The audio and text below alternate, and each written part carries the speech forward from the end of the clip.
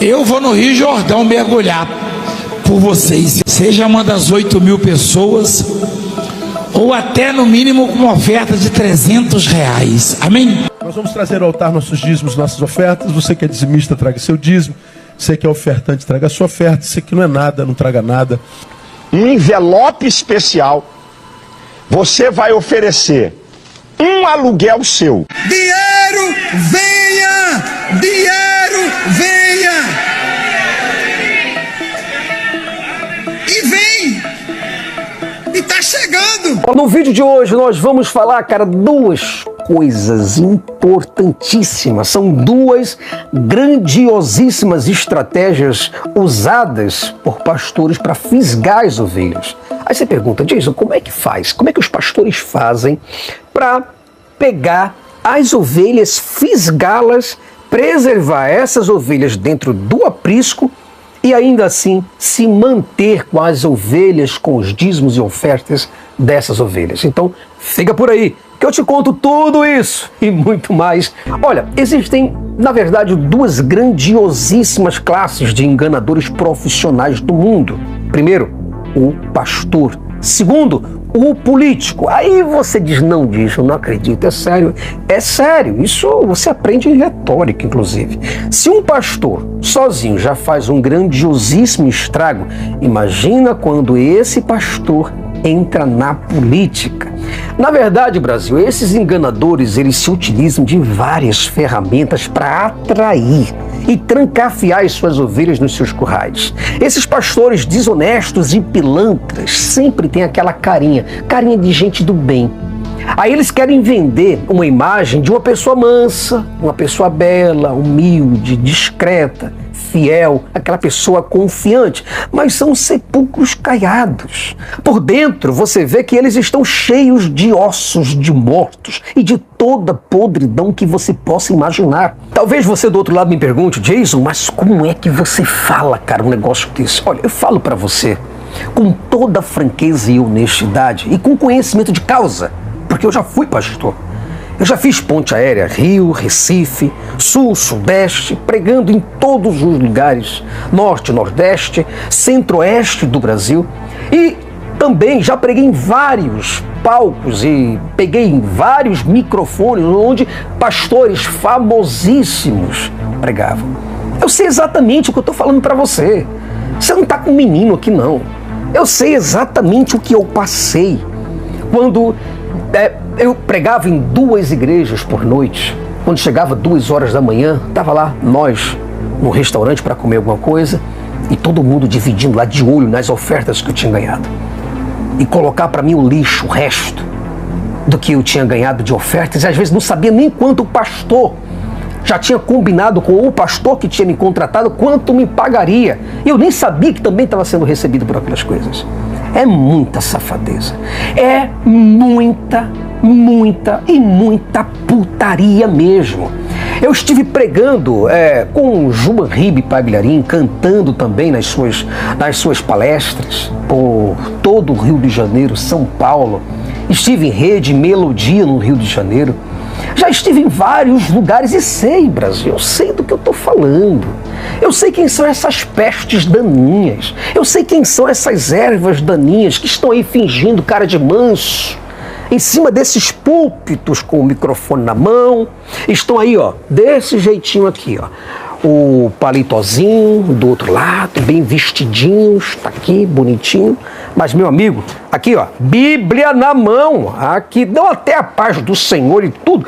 Mas são bandidos, meus amigos. São marginais, que por dentro essas pessoas fedem. São nojentos. São horripilantes. Gente da pior índole. É sério, Brasil. São pessoas cheias de hipocrisias e de injustiça.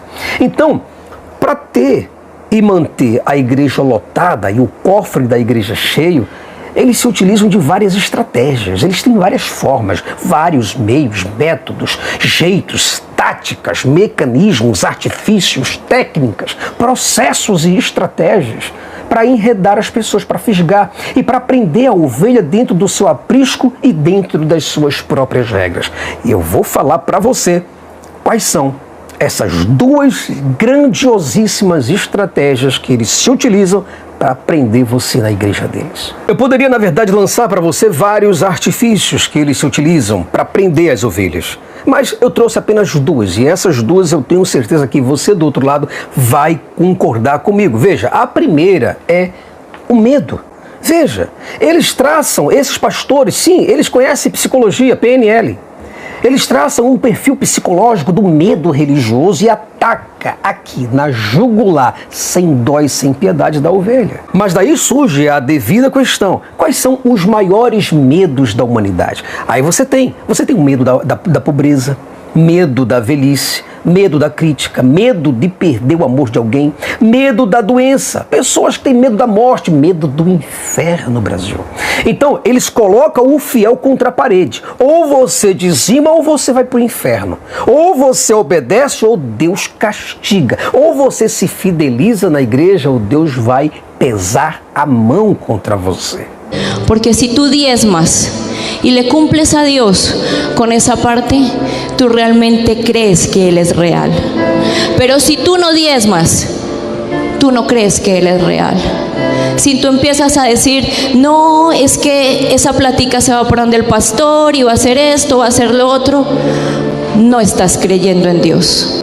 No estás creyendo en Dios. Estás viendo solamente al hombre e estás vendo lo material. Aí eu pergunto, será que você do outro lado já ouviu ou já não ouviu essas táticas, essas ideias, esses jargões dentro das igrejas que Deus vai pesar a mão? Mas o que você acha que eles estão querendo ativar em você? O medo, é isso. E quando eu falo pra você, Brasil, que eles realmente colocam o cara contra a parede, é para ativar o medo dessa pessoa. Porque através do medo você vai ficar ali. Você vai passar por tudo. Eu estou querendo sair dessa igreja aqui, mas não saio. Eu estou querendo visitar uma outra igreja, mas não posso porque o meu líder religioso não deixa. Eu estou querendo pregar numa outra igreja, mas não pode. Eu estou querendo vestir determinada roupa ou colocar determinada maquiagem, mas o meu líder não gosta, então isso não pode. No inferno muitas vezes. E eu vi o lugar dos cristãos que faz sobrancelha e usa pó de arroz, Débora Miranda e base. Glória a Deus. Que raspa a perna sem necessidade. Que raspa braço para ficar todo lisinho. E pasme que tem até obreiros e pastores, amados irmãos, fazendo sobrancelha. É uma coisa horrível que está acontecendo dentro da igreja. Cuidado. Jesus está às portas. Quer dizer, ele conseguiu fisgar você, assim como se fisga um peixe, mas pelo medo. Eles colocam um medo terrível em cima de você e você acredita nessas coisas. Por que você acredita? Porque você acha que, primeiro, existe Deus. Segundo, que aquela pessoa é um homem de Deus ou uma mulher de Deus. Terceiro, que aquele lugar é santo. Por quê? Porque eles têm a Bíblia. Então, como nada acontece de ruim com eles, aí você pensa, então eles são pessoas de Deus, com toda certeza. Mas eles entregam profecias, eles têm revelações. Eles pedem para que nós façamos sacrifícios e realmente esses sacrifícios, eles se realizam. Porque fulana de tal foi curada por esse pastor aqui. Mas é tudo fingimento, meu querido. É porque o diabo se manifesta nessa igreja. E se o diabo se manifesta, realmente Deus está aqui. É tudo teatro, meu irmão. Por gentileza, não acredita nessas coisas. Você vê que tem diabo comprado. Pessoas que saem da igreja universal vão se manifestar lá na igreja mundial. E o pastor da igreja mundial, Valdemiro Santiago, pergunta: diabo, você veio de onde? Aí ele fala: eu vim da igreja universal. Aí o diabo, esse mesmo diabo, vai para a igreja universal. Aí o Edir Macedo pergunta: diabo, você vem de onde? Eu vim da igreja mundial. É desse jeito que funciona. Então você fica paranoico, porque você fica querendo acreditar que esses caras são homens e que essas mulheres são mulheres de Deus e não são. Eles ameaçam as pessoas, eles ameaçam esses crentes o tempo todinho para colocar medo em você. Só isso. Se você sair da igreja, o diabo e mais 7 demônios vão se apoderar despossar de você. Eles vão destruir, eles vão acabar com a sua casa, vão acabar com o seu patrimônio, com a sua família, com o seu dinheiro, com a sua profissão e com a sua vida. E você acredita na palavra desses cafajestes safados que existem por aí. É isso que eu quero aqui. Como é que é o ranger de dente? Você não faz ideia disso. Faz aí o ranger de dente. Pior. Quem tá no inferno range os dentes? Quer me dar uma brecha pra saber? Quem tá no inferno range os dentes? Responde o que eu tô perguntando. O que você acha, desgraça? É claro que sim. Pede por socorro. Mas Aí você do outro lado pergunta, bom, diz, tudo bem, aí você trouxe a questão do medo. Concordo que muitas pessoas, elas às vezes até se entregam naquelas igrejas, elas vivem naquelas igrejas, passam anos naquelas igrejas realmente por causa de medo.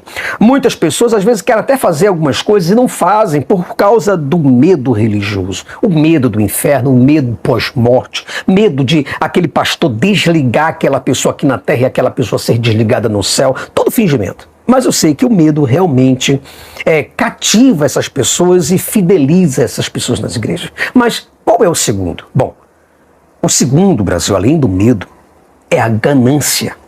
É, exatamente isso. Brasil, só para você ter uma ideia, a maioria desses crentes tem uma sede. Você olha aquele cara, né? Olha aquele crente ali. Você fala, pô, esse irmão parece um irmão santo. O irmão do bem.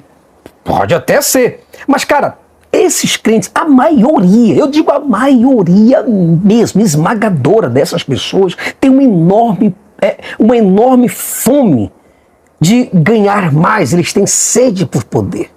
Eles têm fome de ganhar mais, de ter muito mais e possuir ainda mais. E muitos desses homens e mulheres chamados irmãos e irmãs, pregadores e pregadoras, pastores e fiéis, muitos deles querem riqueza, querem glória, sucesso. E eles têm aquele desejo exacerbado de ter mais do que os outros. É assim que funciona. São humanos, não são pessoas de Deus. Por favor, não espiritualiza. E eu vou te contar mais. Fica por aí, que eu vou te contar mais. Espero que eu estou te dizendo.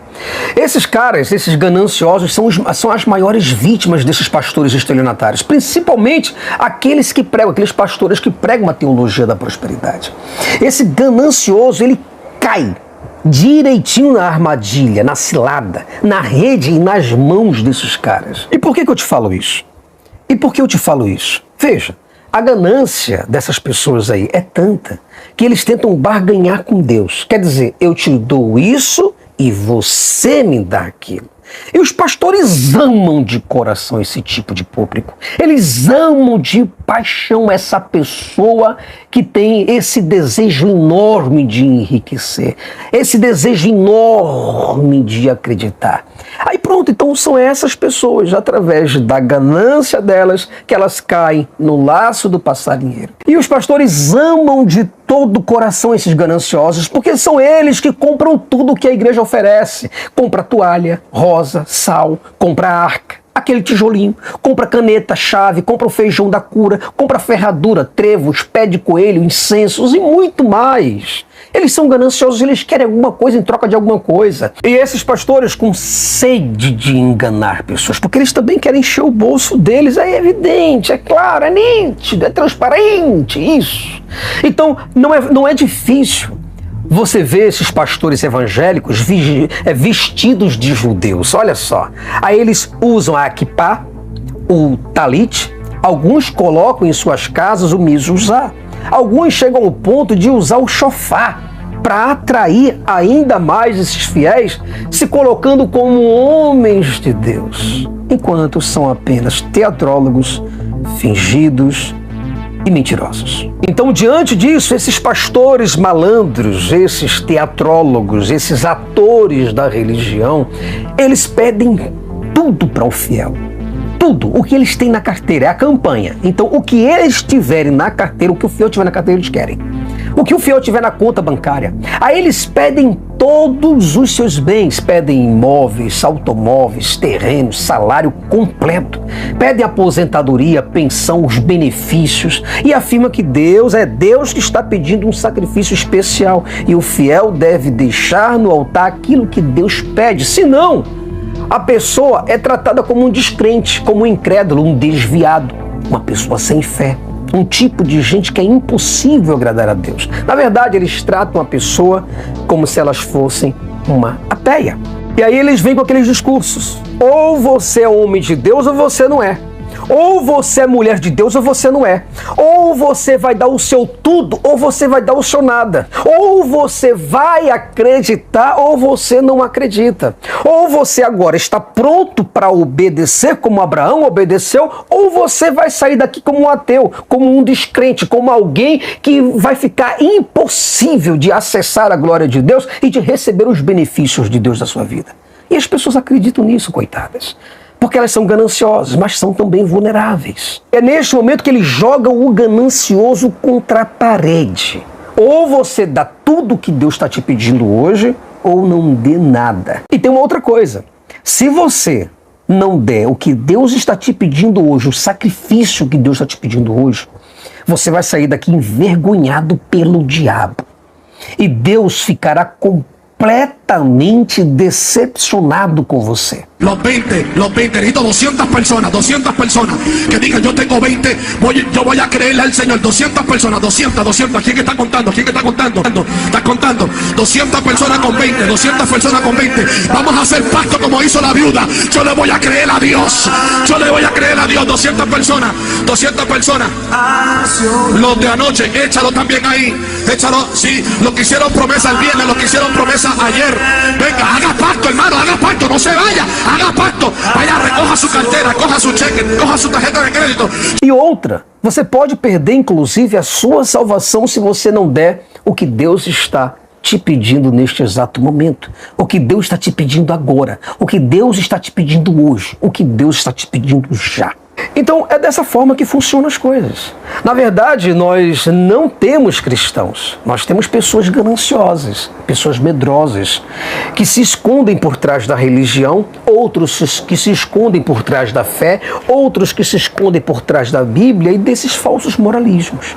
E esses cristãos, Brasil, eles não querem obedecer à Bíblia, mas eles querem viver de facilidades, eles querem viver de benefícios. Eu sempre trago uma reflexão em todas as minhas conclusões. E o que eu quero dizer para você hoje é o seguinte, cara. Esses cristãos que você vê por aí, na verdade não são cristãos, são demagogos.